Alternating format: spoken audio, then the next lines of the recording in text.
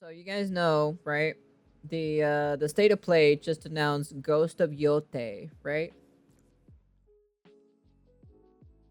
But unfortunately, right? The Ghost of Yotei is having a little bit of backlash, not a whole lot, but a little bit, because the main protagonist is female. So, Legendary Drops has just dropped a video speaking about or talking about Ghost of Yotei. Now, I'm kind of curious to hear what he has to say specifically on the matter or so on Ghost of Yotei. But, we already talked about the Diddy stuff already. You kind of missed it already. I can separate the art from the artist only if they don't bring their politics into games. That's a hard thing to do or so on the Western side, just saying. But anyways, let's take a look about the Ghost of Yotei and see what Legendary Drops has to say, like, on the matter, I'm curious.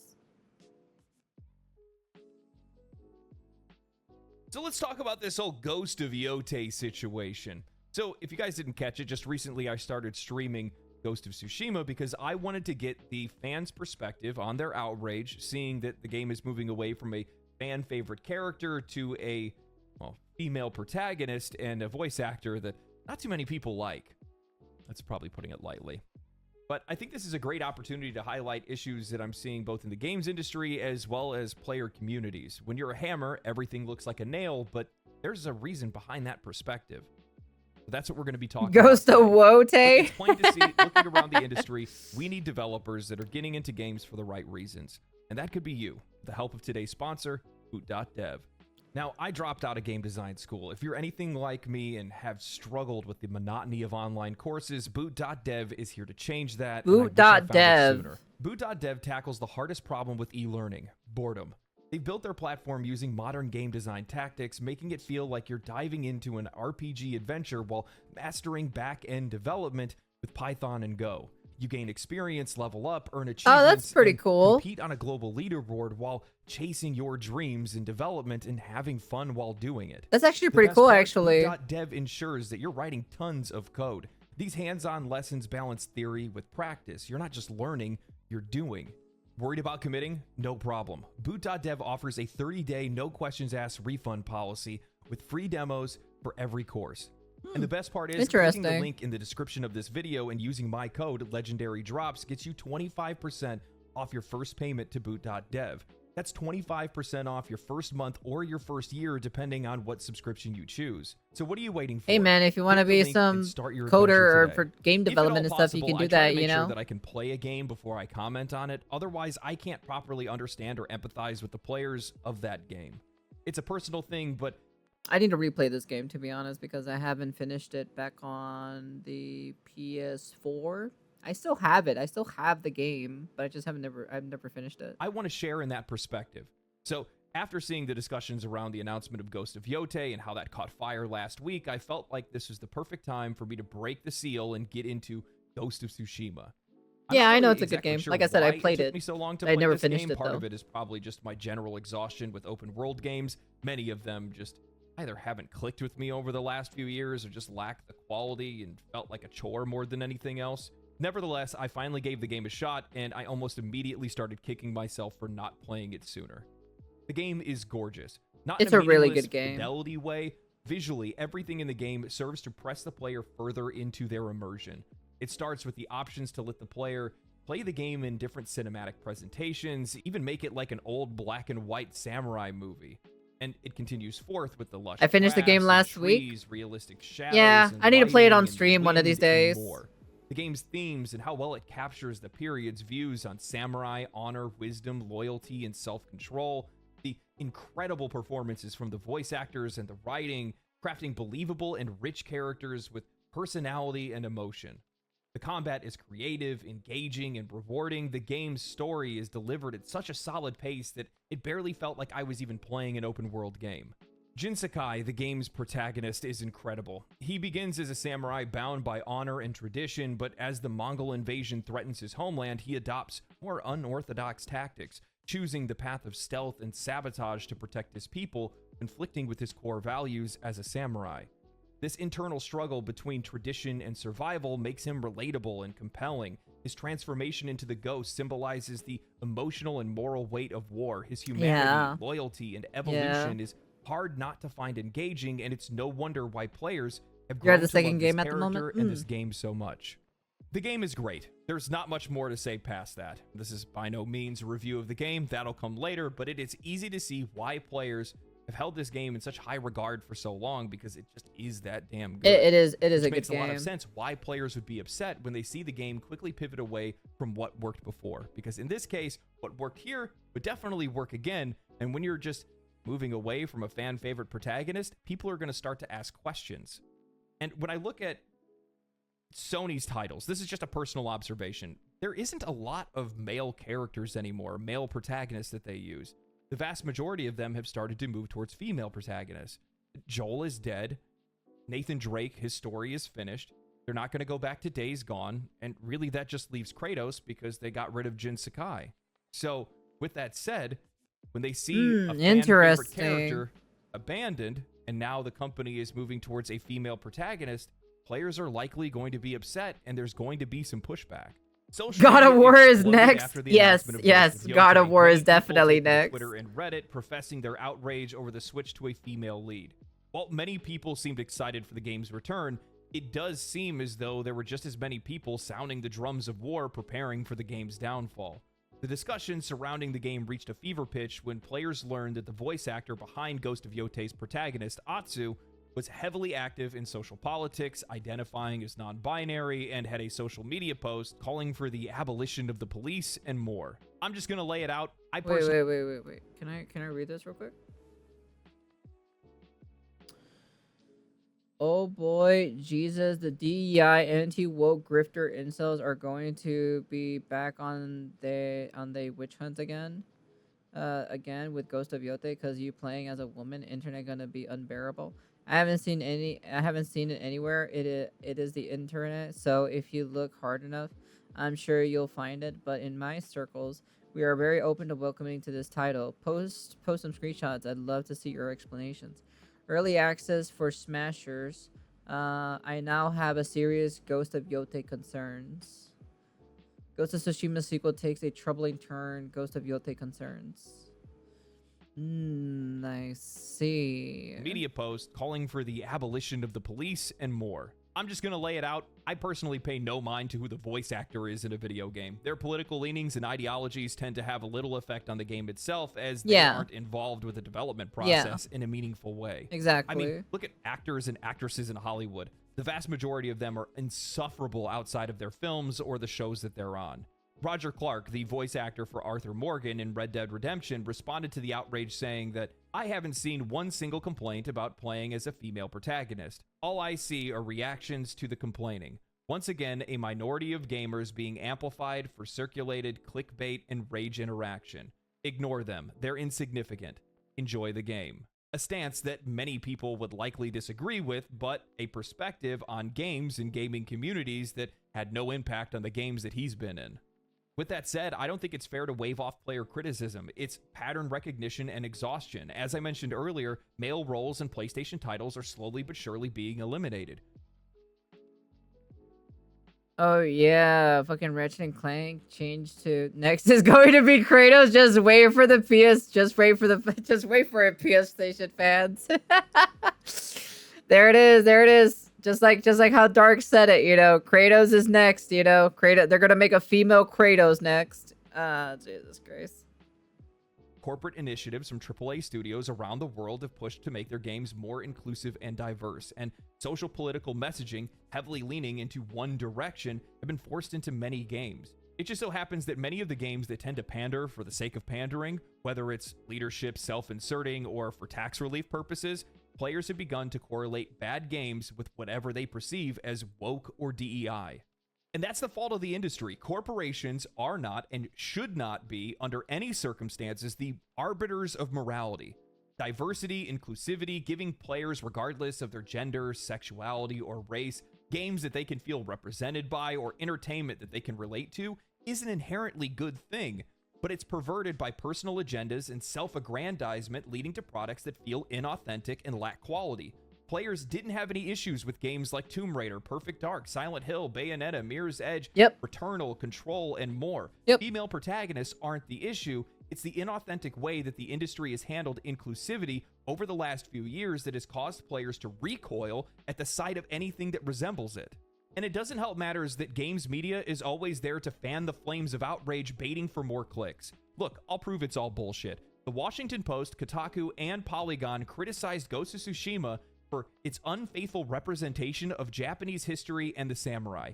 Crazy enough, the Polygon article titled Ghost of Tsushima, Kurosawa, and the Political Myth of the Samurai perceived issues with Ghost of Tsushima because they don't believe in the Bushido Code, saying that the themes of loyalty and honor aren't real and are merely tools that are used by the center and alt-right Japanese politicians. What? Except that wasn't always a belief. It wasn't what Kurosawa bought whole clothes, and none of the messages can be untangled from how center and alt-right politicians in modern Japan talk about the code today. What the hell? The writer of this article was none other than Kazuma Hashimoto, the same ex-Sweet Baby Incorporated employee that covered for Ubisoft's Assassin's Creed Shadows in a recent New York Times article, saying that the backlash over the game was just a minority of Western gamers, flip-flopping from historical accurate samurais in Ghost of Tsushima to defending the legitimacy of Yasuke in Assassin's Creed. How does that make That is actually crazy. I didn't even know about that he had like influence or so of Ghost of Tsushima. Damn, what the fuck went wrong or something? And now he's like defending like Assassin's Creed like Shadows? What happened? What happened to you, man? make any sense? This backlash isn't just about Ghost of Yotei specifically, but it reflects the broader frustration with how modern gaming and the media has integrated social agendas, but more specifically personal agendas. Players aren't resistant to change or diversity inherently. They're tired of feeling like everything is shoehorned in for corporate virtue signaling rather than genuine creative decisions. They're sick of the mixed messaging from games media and being chastised for calling it out. When inclusivity is inherent and authentic, it can enhance the experience. However, when it's perceived as forced or disingenuous, ideology is strong with this one. It is very strong with this one. Alienates players and sparks these kind of controversies. If we look at the most popular games of this last year, they all feel like a system shock more than anything else. Palworld was Pokemon with slavery. Helldivers 2 brought us back a feeling of community. Space Marine 2 was a dude bro callback to the 360 days. Black Myth Wukong, authentic storytelling in a setting that we rarely see. But none of these games ever felt like they had any sort of agenda, because they didn't. Nope. It's like people don't realize that our two best evolutionary traits are opposable thumbs and pattern recognition. Both of them we use while playing video games. So damn straight, players are going to notice patterns. They're going to see things. They're going to call it out, and you're going to get some pushback. They're going to take notice when they see things going in a direction that they don't want. For every action, there is an equal and opposite reaction, and in the case of games today, with the games industry and people socially who want unquestioned uniformity, you're going to see some pushback. You're going to see some people that rebel against those things. It's up to Ghost of Yotei to prove that it's not one of those games. Yep. But with that said, looking at some of the criticism, looking at some of the skepticism, while some of it is valid, there are times where this conversation can overstep itself. And this time, I think it has. As customers, we should always be skeptical before a game's release. It doesn't matter if it's your favorite studio or your favorite franchise or whatever. Games can and will disappoint you if you sign up to them, no questions asked, after seeing a trailer. The same can be said for the games that we write off. Players were heavily skeptical of Black Myth Wukong before its release. Many players thought the game was going to be a scam, following in the footsteps of the day before, an unproven Chinese studio releasing a game that looked to exceed the quality of modern releases seems a little too good to be true. And many of those skeptics were proven wrong, myself included. Yeah, that was one of the big things too about it, because like it was like when the first trailer came out specifically for Black Myth Wukong, it was so like it was just way too polished, you know? It was just like I was like, whoa, what the fuck? This game is so fucking well polished. What the hell? There's no like frame rate drops. There's no lagging or anything. It's fucking ready. Like it's ready to be released or so. But like, I'm like, this is way too good to be true, you know? I've seen a lot of people drawing comparisons and pointing out the issues that Ubisoft's Assassin's Creed Shadows is going through, and from my perspective, it's not a fair comparison to make with Ghost of Yotei. With Ubisoft, we have a developer with a tried and true history of disappointing their fans. Blatant agenda-driven content, horrible workplace culture, and painfully mediocre games. Sucker Punch isn't that. It doesn't mean that they can't be that, but their last game was only 4 years ago, and I personally don't see any reason to write them off just because their next game has a female protagonist and the voice actor says some cringe things on the internet. I feel like this is a can't see the forest through the trees kind of moment. I recently watched the debate between Actman and Andy Pants Gaming, and he said something that I think is important to keep in mind. So the thing about the word woke is it harkens back to that old story we all read and were taught when we were growing up, the boy who cried wolf. These days, it's the boy who cried woke. There is so much disingenuous criticism using the word woke. The word is so liberally applied to everything because there are so many online grifters who produce daily outrage content that are saying, this thing is woke, this thing is woke, you should be angry, you should be upset. Tune in tomorrow for episode 4169 on why Star Wars is woke now and why you should hate it and be mad and angry and upset. It's what happened to the words racist and sexist a few years ago. People were saying like air conditioning sexist and, you know, right, all this stupid shit is racist and sexist, and it destroyed the meaning that those words are supposed to have. The boy who... Also, don't forget the word Nazi, too, as well. That's also been watered down, too, to, like... Just because someone doesn't agree with your, like, ideology from the video from the censorship shit, right? They'll call you a Nazi, you know? Using Star Wars in his example, though. Cried racist, the boy who cried sexist, the boy who cried woke. These are 3 books in a volume. While nobody is to blame but the industry itself for creating this kind of environment for customers, I've always been a proponent of having a measured approach and a balanced perspective. We are like, for me specifically, right, we make fun of the woke thing, right? We call everything woke or so because, you know, when we see a female or so, it's like, it's woke, chat, it's fucking woke. You know, we just kind of make fun of it, right? I can tell the difference between, like, when an actual studio is actually making a woke piece of trash game or another game that's just kind of like, you know, meh. They tried, but it's not good, though. Pretty average game, you know, right? Because the core mechanic itself of the game itself is just not that great, right? You know, you can tell the difference between, like, when Dustborn came out, right? You can immediately tell that kind of game or so was just not great, right? It was completely fucking bad. You know, you can spot the difference for certain games when they release certain trailers and everything like that. You can basically tell, like, what's actually woke and what's not actually woke. Do we like to make fun of the woke, you know, the word people saying woke all the damn time? Yeah, of course we do, you know, but it's just how it is, you know. We just kind of have a fun time here, you know. But I don't call everything fucking woke, you know. Like the same thing with Ghost of Yotei, right? I don't call it woke, you know. I don't really call it, like, I personally don't call it woke, you know. As long as, number one, right, as long as the voice actress doesn't do something stupid or so to make this game into a controversial mess, we're gonna be fine. And then also on top of that, that's because you want to know something. The reason why Sucker Punch Studio is not gonna take a huge risk, because you want to know, because they are ambassadors or so for you know, from their last game. So that title is literally on the line again for them to defend it. It's basically like a WWE match, you know, where you defend your title or so against your opponent, right? And the opponent is us, right? You have to prove to us that this game, you know, is not, you know, quotation marks, woke, you know, that this game is not woke and it's actually a really good sequel, you know. That's basically is what it is, you know, but we'll see what happens, you know. At the end of the day, we just have to see until the product comes out, you know. We have to wait until next year when Ghost of Yotei gets like another trailer, maybe like 2 to 3 trailers or something like that. And then we'll see if and then also play the game on top of that and see if this game is actually, you know, has kicked the bucket or it's a pretty good sequel. It's going to be one of the two. It's either going to be pretty bad or very good. Either or, you know. We're losing the plot when we have people that are making lists telling players not to play Dark Souls, Terraria, Witcher 3, BioShock, Monster Hunter, Dragon's Dogma, and more. What The the problem with fuck? this approach is that genuine feedback gets Monster Hunter? What the hell? Are you saying that Monster Hunter is fucking woke?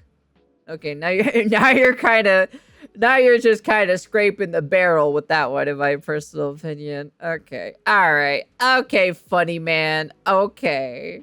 lost in a sea of outrage. When an ex-Sony executive says, if you don't like it, don't buy it, they're not talking to the thoughtful critics, but rather those who are making unreasonable demands, and we're getting caught in the crossfire.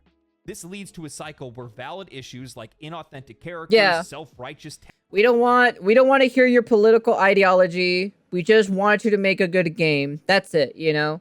We don't want to hear any of your stupid ideology because you want to know something. We don't care. We don't care, and we just want your video game. That's it.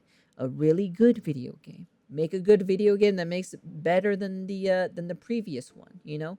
It's a sequel for a reason. You should be building on top of the mechanics or so from the first game to make it 10 times even better for the second game. Talentless storytelling, hideous character designs, or shallow gameplay are ignored, and the industry becomes less responsive to player concerns. Through the gaming industry's own malice towards its customers and incompetence towards delivering high-quality games, they've created this situation.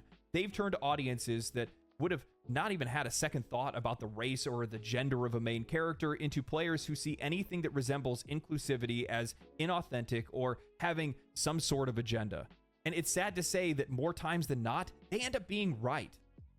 What we're seeing now is years of broken trust between developers and players. Players once embraced diversity in characters without a second thought, but the constant pandering and poor execution from the industry have conditioned players to expect the worst. It's a vicious cycle, corporations injecting identity politics for superficial reasons, and players, in turn, begin to associate any move towards inclusivity with bad faith or laziness.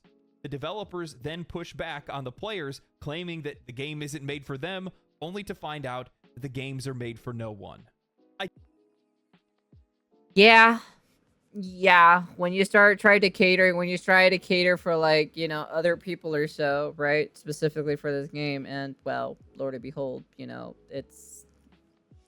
you kind of lose it a little bit, you know? You just kind of lose it, and no one's gonna play it, and, you know? Take a look at Concord, you know? That game fucking fell so hard, you know? Same thing for Dustborn, you know? Same thing for the Forspoken game that came out, what, last year, right? That also was a flop too, you know? Like I said, they just have to, you know, make a good game. That's it. I do think that a lot of the frustration and anger around Ghost of Yotei is born from the fact that players really loved the first game, really loved the main character in the first game. They see the direction that Sony's been going in, where they've been pushing out male characters, and it's hard for players not to feel like they're being pushed out with them. That's where a lot of this is coming from. And personally, I can't sign up for saber rattling over a voice actor. It just doesn't really interest me, to be honest. Yeah, she says some weird stuff online. I bet if I looked into half of the voice actors or developers or, hell, anybody that I like right now in games that I've played, I probably wouldn't like them anymore. Yeah. So I just don't really think it's a discussion worth anything, to be honest. Let's wait and see what the game shows us in the future. Of course. Wait to see the trailers, the direction of the story. Maybe wait to get our hands on it first before we make any 100% end-all, be-all decisions on it. But with that said, you know, ever since Steven Spielberg came out and told the games industry that they don't think that video games could ever reach the emotional impact of TV and movies, you know, the one thing I want to talk about, back to the subject that he said or so specifically, it just kind of sucks that the gaming scene, right? Like all these developers and like all these other people like mixed into it, right? Are like making these like virtual signal games, right? And then they kind of like implement like these females or so and whatnot, or like they change the main character to a female, or they changed her and they changed a white woman to be black instead, you know, just for this weird SBI ideology thing, right?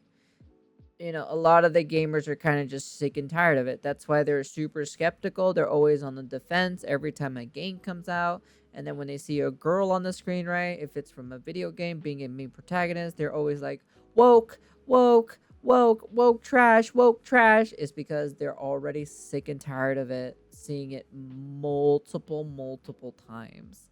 That's why they just don't want to deal with it anymore. They want to have just normal, like, just male games, male protagonists doing dude stuff, bros doing bro stuff, just honestly, that's just it, I feel like the industry has always been trying to push towards being like Hollywood nowadays. You see it in the Game Awards. Every chance they get to bring a famous person up on stage, they take it. Even if it has nothing to do with video games, even if they're not even appearing in a video game, just bring them up on stage. Yep. Bring them up, have them announce an award or something like that. They desperately want that recognition from Hollywood. And if they want to follow the path of Hollywood, all I can tell you is, looking at the situation they got going on over there, it ain't making a whole lot of money. Oh, no. Games have been making more money than movies for like the last decade. And also on top of that, too, the P. Diddy situation is going to implode Hollywood, too, as well. So, you sure you want to follow the path of Hollywood? I don't know, man. It's not a path worth following. I'll tell you that. Anyway, thank you guys for watching the video. Let me know what you guys think about all of this. I gotta get back. I'm gonna end up playing some more Ghost of Tsushima. If you guys want to catch me live playing it, you guys can follow me on Twitch. Outside of that, stay cool, stay righteous, stay safe, my friends, and I will catch you in the next video. Yeah. Like I said, that was a good video, to be honest. It's like I said, right? We just have to wait. We just have to wait when this game comes out. That's it. Like, there's nothing else to it. We just have to wait for the game to come out. Watch some trailers, where's this gonna go, get that game in our hands, try it out, play it, and see what it is, so yeah, like I said, I just kind of wanted to see this because Ghost of Yotei got this weird got this weird thing or so, like, yeah, the voice actress is pretty shit, right? Like, she probably has some weird shit ideologies, pretty terrible ideologies, right? Brainwashed, completely gone off the roof or so. But like, as long as like, cause like, yeah, like what he said specifically, like she has no involvement of the development of the game itself. She has no say in it. She just shows up and gives them a voice and gives the character a voice, and that's pretty much it. And it just kind of really depends on the developer side to see, what they've done with this game. That's basically it. It's like, what have you done with this game to see how it is, But yeah, anyways, that's the end of the video. You guys can comment, like, subscribe, do all that fancy jazzy stuff. And yeah, I just kind of wanted to talk about the Ghost of Yotei thing because, a lot of people were calling it woke or so in the live stream and everything and all that stuff, And yeah, that's it. That's the end of the video. And peace.